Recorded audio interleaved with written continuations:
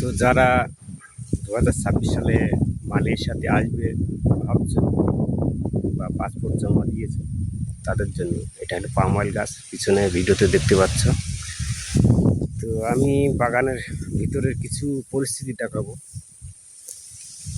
যেহেতু এখন বর্ষাকাল, বাগানে সব বাগানে পানি থাকবে না, কিছু কিছু বাগানে পানি থাকবে। তো আমাদের গাছের সাইজ সব এরকম। এটা আমাদের পার্সোনাল বাগান, আমরা এই বাগানে কন্টিনিউ কাজ করি, আমাদের হেফাজতে আছে এই বাগানগুলো। আর কিছু কিছু বাগানে আমরা হায়ারে যাই।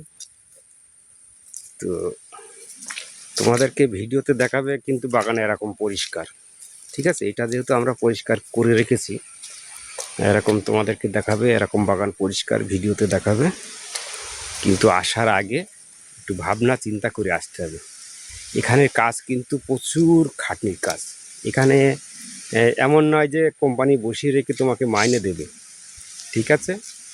তোমার কোম্পানি তোমার কাজ দেখে কিন্তু পয়সা দেবে। আমাদের এখানে গাছ তেমন এখনও বড় হয়নি, ওই কারণে আমরা এখনও ভালো পয়সা পাই না। তো আশা করছি সামনের বছর থেকে আমরা পয়সা পাবো। তো এখানে কাজ নিয়ে মূলত করতে হবে প্রথম ফল কাটা, গাছ পরিষ্কার করা, গাছের ডেগো কাটা, গাছের গোড়া পরিষ্কার করা, এই সব জায়গার থেকে ফল বার করা। এইসব জায়গাতে ফল, এই ধরো ফল মাঝখানে পড়ে থাকবে, অনেকের গাড়ি যায়, অনেকের গাড়ি যায় না, অনেকে আবার ঠেলা গাড়িতে করে টেনে নিয়ে আসতে হয়। তো এক এক সাইটে এক এক রকম। সব জায়গায় যে একই কাজ হবে এমন কোনো নিয়ম নেই। যেখানে পাহাড় আছে সেখানে কাজের নিয়ম আলাদা, যেখানে সমান জায়গা সেখানে কাজের নিয়ম আলাদা। যাদের কপাল ভালো তারা কিন্তু সমান জায়গায় পড়বে, কপাল খারাপ হলে একটু পাহাড় এলাকায় পড়বে। কিন্তু আর একটা মজার বিষয়, যারা পাহাড় এলাকায় পড়বে তাদের কিন্তু ইনকামটাও বেশি, যেহেতু ওখানে খাটনিটা প্রচণ্ড বেশি হয়, ওই কারণে ইনকামটাও বেশি। তারপরে এই যে বিজি পড়ে আছে, এই যে বিজি পুরোনোর কাজও আছে, সার দেওয়া কাজ আছে, বীজ দেওয়া কাজ আছে। এখানে কিন্তু কাজের অভাব নেই, পাম বাগানে অফুরন্ত কাজ। আমরা তো কাজ করে পারি না, ঠিক আছে? আমরা যারা মালয়েশিয়াতে পাম বাগানে আছি তাদের কাছে শুনলে বোঝা যায় যে তারা কি কাজ করে না করে। তো আমার এই ভিডিওর মাধ্যমে তুলে ধরলাম, অনেক কিছুই বললাম।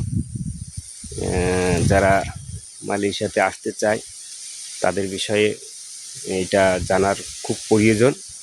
আর ভিডিওটা প্রচুর পরিমাণে শেয়ার করে দেবেন, যারা নতুন মালয়েশিয়াতে আসতে চায় তাদের নজরে যেন আসে।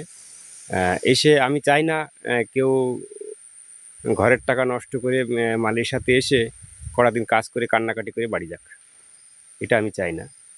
যেহেতু এটা কষ্টের কাজ, আমাদের সঙ্গে অনেক লোক এসেছিলো, তার মধ্যে 10-12 জন বাড়ি গেছে, তাদেরকে 2 লাখ টাকা 3 লাখ টাকা খরচা করে বাড়ির থেকে পাঠিয়েছে। কেননা এখানকার ভিসা প্রচুর খরচা করে কোম্পানি দেয়, সরকার দেয়। এবার সেই টাকাগুলো কোম্পানি কিন্তু ছাড়বে না। মেডিকেলে আনফিট হয়ে গেলে তার কপাল ভালো, দেখা যাচ্ছে আমি কাজ করতে চাচ্ছি না, আমার মেডিকেলে আনফিট হয়ে গেল, আমি বেঁচে গেলাম। কিন্তু যাদের মেডিকেল আনফিট না হবে তাদের কিন্তু টাকা দিয়েই যেতে হবে। তো যারা মালয়েশিয়াতে আসবা তারা ভেবে চিনতে আসবা। আর এই পাম বাগানের ভিডিও তো দেখালাম, এই যে এই বাগান গুলো কিন্তু আমরা পরিষ্কার করে রেখেছি, এরকম পরিষ্কার ছিল না, ঠিক আছে? আমরা এই 2 মাস প্রচণ্ড খেটে মোটামুটি একটা জায়গায় নিয়ে এসেছি। এখন মোটামুটি গাছগুলো মানুষ মতো দেখাচ্ছে, একটা অমানুষের মতো ছিল। এই বাগানে ঢুকতে ভয় লাগতো। আমরা যখন প্রথম এসেছিলাম, আমরা এসেছি তা প্রায় 1 বছর হতে গেল। তো এই মূলত কাজ। ভালো লাগলে লাইক করবেন, শেয়ার করবেন, একটা কমেন্ট রেখে দেবেন আপনার মতামত। তো ভিডিওটা আজকের মতো এখানে শেষ করলাম, পরবর্তী আরও ভিডিও দেব। তো ভালো থাকুন, সুখে থাকুন।